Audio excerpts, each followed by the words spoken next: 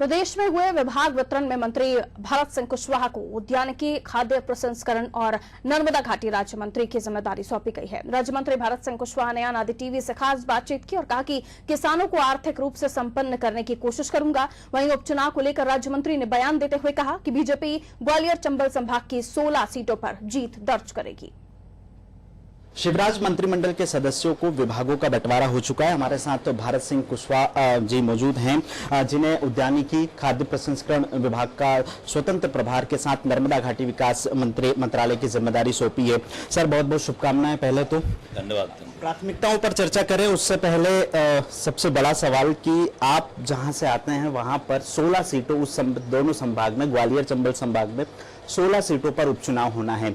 आपके पास आपके साथ जिम्मेदारी भी रहेगी क्योंकि आप सत्ता के सदस्य भी हैं और संगठन के पुराने कार्यकर्ता भी हैं। तो नवागत और पुराने कार्यकर्ता दोनों के बीच में समन्वय स्थापित करने का की क्या कोशिश करेंगे? पहले तो भारतीय जनता पार्टी हमेशा चुनावी मूड में रहती है।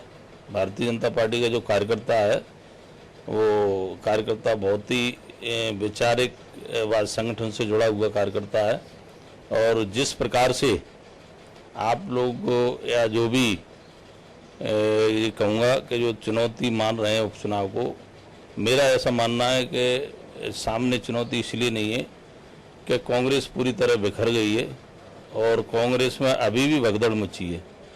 इसलिए जनता को पूर्ण विश्वास और भरोसा मध्य प्रदेश के हमारे मुख्यमंत्री शिवराज जी पर है। क्योंकि प्रदेश की जनता ने शिवराज जी के पहले भी काम को देखा है और निश्चित रूप से हमें पूर्ण भरोसा है कि प्रदेश की जनता फिर भारतीय जनता पार्टी का साथ देगी और जहां 25 विधानसभाओं के उपचुनाव होना है, आप देखते जाइए, निश्चित रूप से 2500 जगह भारतीय जनता पार्टी चुनाव जीतेगी। इसमें कोई संदेह वाली बात नहीं है। ग्वालियर जिले में तकरीबन 14 लाख की आबादी में कांग्रेस ने 12 जिलाध्यक्ष बनाए हैं, 6 ग्रामीण और 6 शहरी। क्या लगता है आपको, कांग्रेस के पास नेतृत्व का टोटा है ज्योतिरादित्य सिंधिया के बीजेपी में आने के बाद? देखिए, सच्चाई तो ये है, दोनों संभाग में, ग्वालियर चंबल में, दोनों संभाग में सिंधिया जी का बहुत अच्छा वो है नेटवर्क और सिंधिया जी को लोग मानते भी हैं। अगर दोनों अंचल में कांग्रेस जिंदा थी तो सिंधिया जी के वजह से जिंदा थी।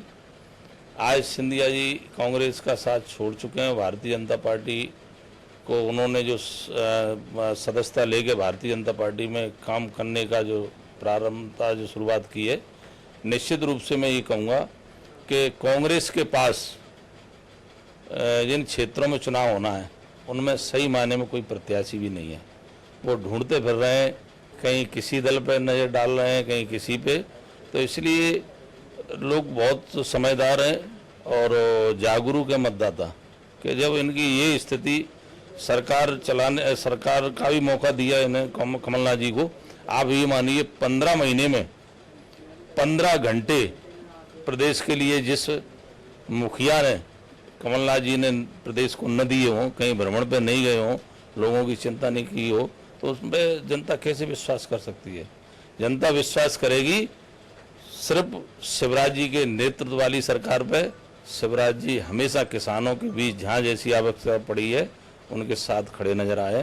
इसलिए हमें पूर्ण विश्वास है कि भारतीय जनता पार्टी बहुत अच्छी स्थिति में है और मैं ये कहूँगा सारे के सारे चुनाव भारतीय जनता पार्टी जीतेगी।